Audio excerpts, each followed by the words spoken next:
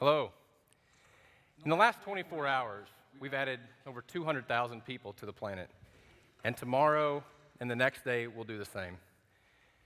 By 2050, the global population is going to exceed 9 billion people.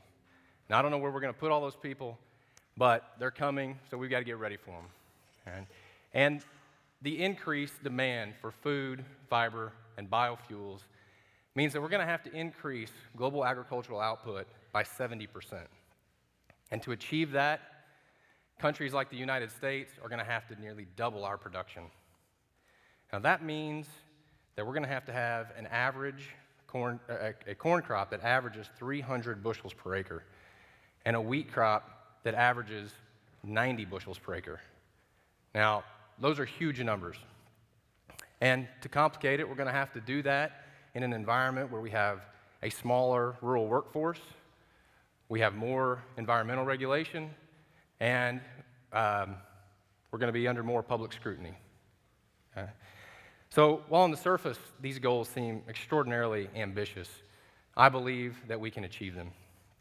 And not only can we achieve them, but by applying the latest in technology, we can do so while reducing our use of fuel, irrigation water, and fertilizer per unit of output.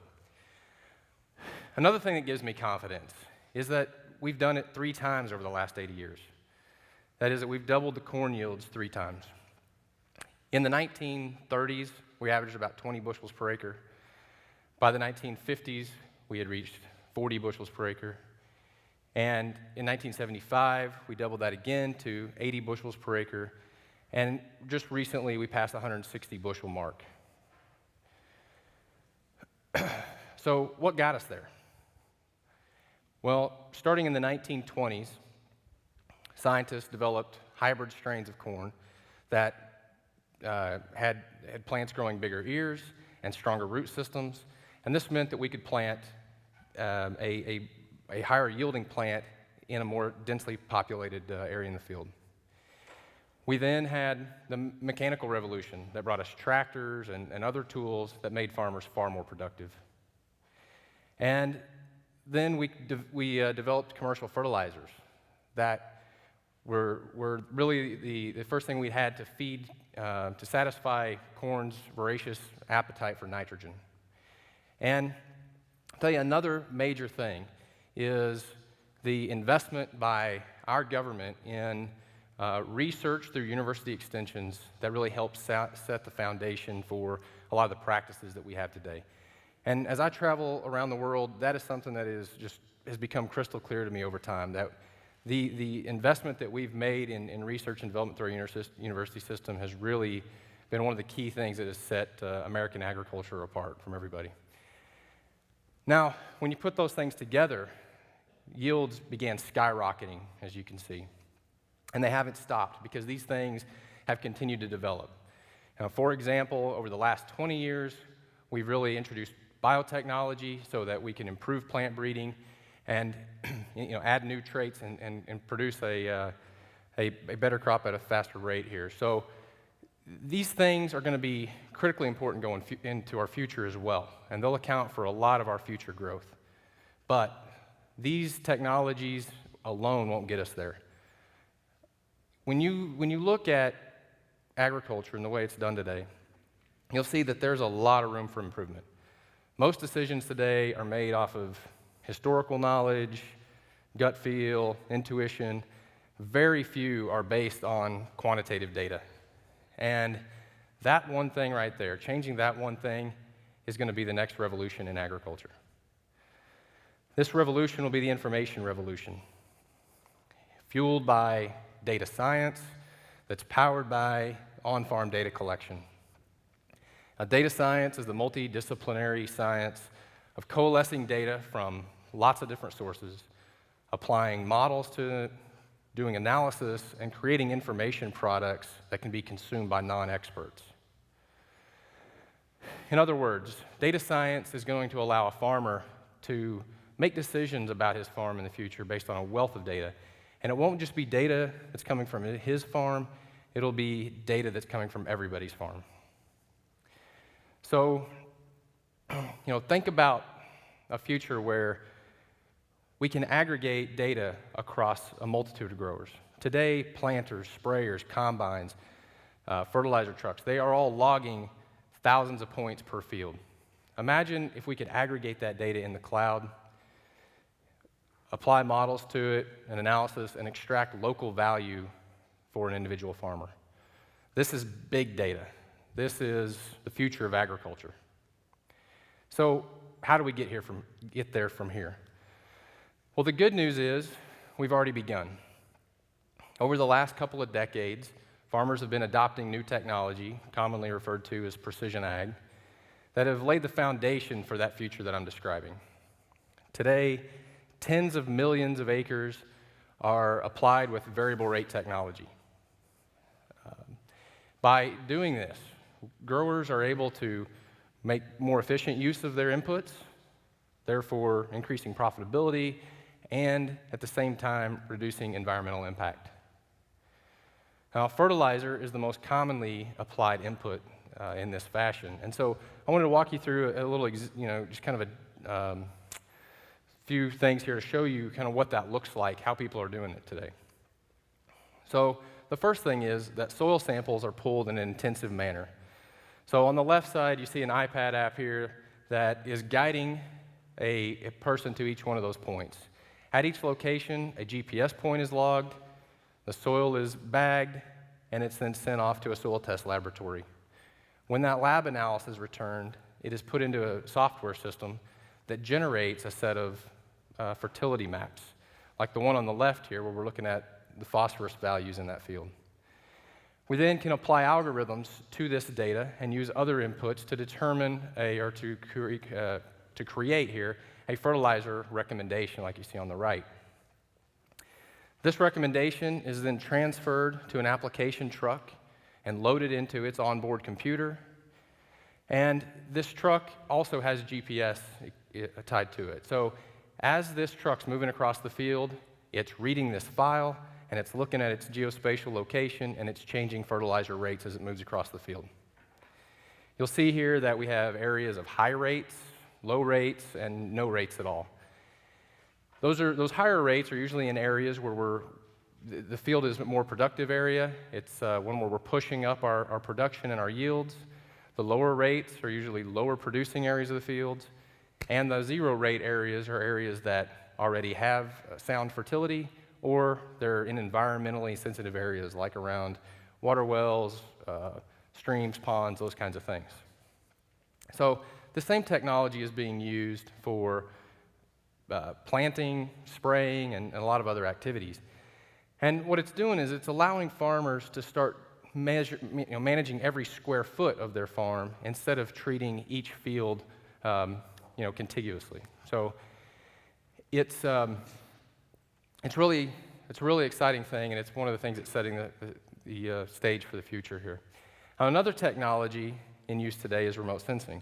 This is where we've got satellites, airplanes, and now unmanned aerial vehicles carrying camera systems above the field and creating images of our fields. So this is not simply a picture. These are images that they're using near-infrared bands of light that help growers identify areas in the field that are stressed before you can see that with the naked eye. So it's letting a grower get on top of his management ahead of time, find and treat problems prior to seeing it visually appear in the field. Now, this technology is, it's not a mainstream technology today. I mean, it's being used on a lot of acres, but I really see a ton of demand in this, and I think that over the next decade or so, we're really going to see this turn into a mainstream product where most growers are using some form of this technology to manage their fields. Now, moving on to a technology that is a little more mainstream today, that is the GPS-equipped yield monitor on harvesters. So today, a combine has a GPS on it, it has a computer inside of it, and it's got sensors that are measuring grain flow as the combine's moving across the field. And this is important because historically we've had a real problem with growers being able to really understand the effects of the actions that they've taken. You know the phrase, you cannot manage what you do not measure, and it really applies here. And this has been a historical problem for farmers. But today, with this kind of technology, growers now have a way to map the yields at the end of the year. And by bringing the data from the combine into software, we can create a map like this. And this map it represents thousands of points across the field.